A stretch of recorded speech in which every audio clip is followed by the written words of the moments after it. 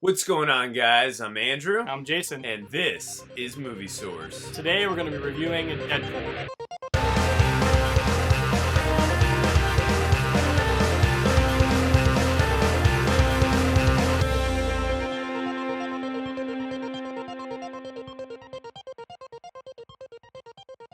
Alright, guys, so just letting you know, this is going to be our non-spoiler review, so you don't have to worry about us ruining anything. We're going to be doing a spoiler review probably in the next couple days or so be on the lookout for that. But again, you don't have to worry about getting spoiled, so we're not going to get into any of that stuff.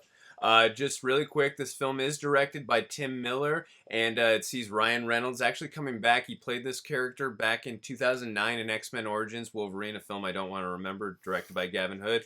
They actually sewed his mouth shut, if you remember, Jason, which was not a very good moment for There's the only character. way to get him to stop talking. Right? Well, but anyways, just getting into it really quick with this film, I loved it. It was amazing, and I guess the best way to say it is, it's like they said in the posters, Jason, it's a different kind of superhero film. It's way different. I mean, it was just so self-aware of itself and all the other superhero movies that have been coming out recently, and it definitely made a reference to a lot of them, too. Just, it was totally living in the current world that we live in now, basically. I thought that was really funny and unique, something that some of these other movies haven't really done. Yeah, I completely agree. And also, not only the self-references, it went into so many areas that so many movies, and even especially comic book films, that wouldn't dare seem to cross. And they did it in a way that made you, like, not only feel it was forced, it was just very natural. And just the action was incredible. The pacing of the film was good. The direction was good. The acting was good. The chemistry between all the actors was good. And the story, I didn't know if I was going to be totally invested in the story, but I really was. It was actually very engaging. And I was really, obviously, there's parts in the film where,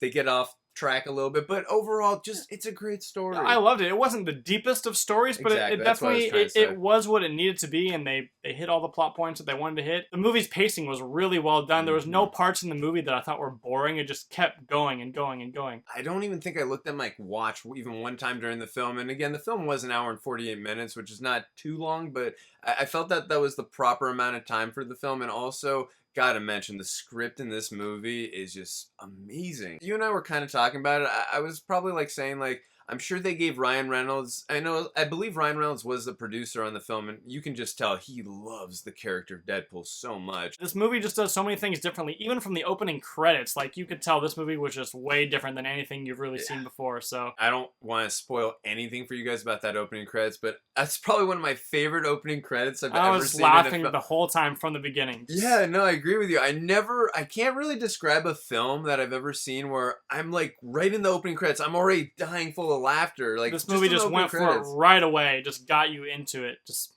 perfect. Yeah, absolutely. Now, I mean, I'm kind of worried that my cheeks are going to be sore from all the laughing I did in the theater, but like, it was just, I got to tell you too, being in a theater too, listening to the crowd, how much they were laughing like crazy. It was just a great movie-going experience to hear everyone laughing along with you. And like, it seemed like, at least the theater we were in, a lot of people knew a lot about Deadpool because everyone was picking up all these little references and all these little things that maybe not everyone would know, but they made a lot of just little references to things that people can pick up on. You just made a great point. I think basically what you're trying to say is the audience is smarter than, maybe some of these studios give us credit for. And like, I was actually thinking the same thing. I'm like, dang, this audience they know their stuff. They're laughing and they're understanding all the self-reference points, which we'll get more into in the spoiler and break by breakdown review that we're going to do in a week or so. The breaking of the fourth wall in this film.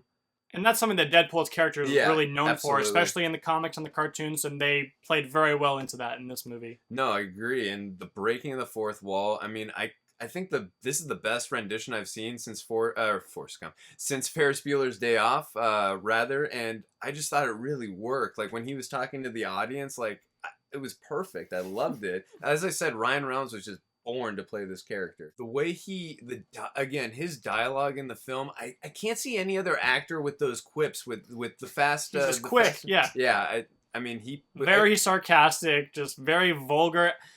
Another thing we want to say, this movie isn't really for kids. It is rated R, but it's very vulgar, very violent, and very has a lot, not too much gore, but it has a good amount of gore. So, like, there is a little bit of gore. There definitely is gore. It's not like excessive, like some horror movies or something like that, but it definitely is more for a more adult audience. Yeah, and a lot of the jokes that Ryan Reynolds makes are very, like, sexual. which is fitting for Deadpool because that's kind of the character who he is. But Yeah, no, I agree. To me personally, Deadpool is an infusion of the Punisher and Spider-Man. You know, in terms of Punisher, he just does not give a damn who he kills. And he wants revenge.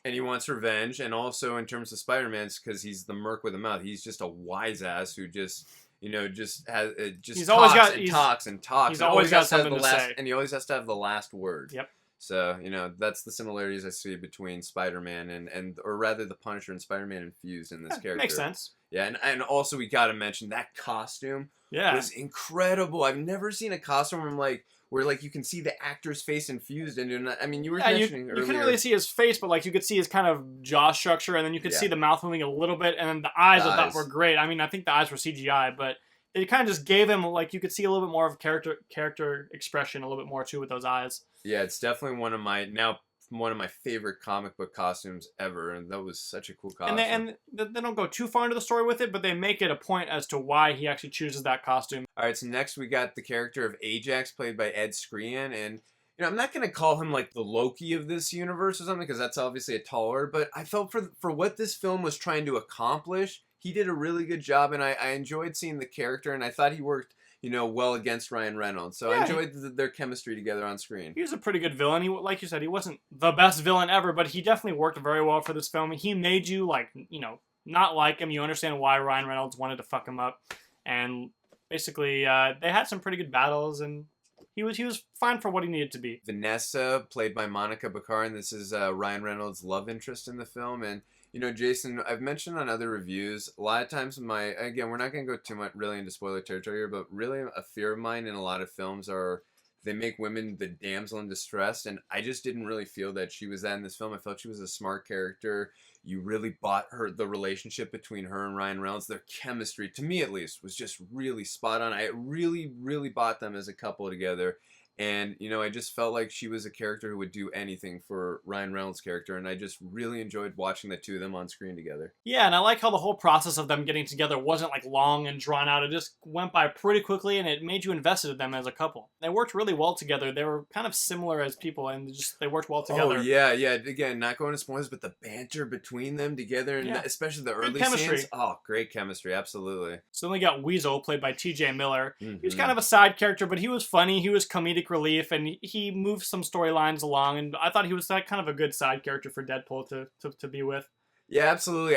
Me personally, he's one of my favorite characters in the film. Whenever him and Ryan Reynolds was on screen, I'm like, okay, who's gonna make us laugh harder right now in this scene? And the banter between them, going back and forth, all that stuff. It was just so funny. I can't think of a scene where I'm watching those two together where I wasn't laughing hysterically. And again, those two were born to be on screen together and play Weasel and Deadpool. Those two actors really embodied what those characters are about from what I know about those characters, and just I was feeling their performance just dead on through the screen. And I think the fact that this movie was rated R just allowed their two characters to really shine, to really be themselves, because like we said, this movie is kind of vulgar in like they made a lot of jokes that were in that vein. Absolutely. So that was another reason why I think this movie was a little different, because it was rated R. Most of these comic book movies are either PG or PG-13, right. So I definitely think it was something nice about this movie that was different. No, I agree with you. If the film wasn't rated R, I feel like those scenes would have been a lot tougher for those actors to pull off. They just would have had to be way more reined in, and it wouldn't have been the same. It wouldn't be as natural. Agree. We're just going to make a quick mention of Colossus and Negasonic Teenage Warhead because we felt they were very impactful characters of the film, but we don't want to talk too much about them. We want to go more into that in the spoiler review. All I want to say, at least, Jason, is I love those two characters.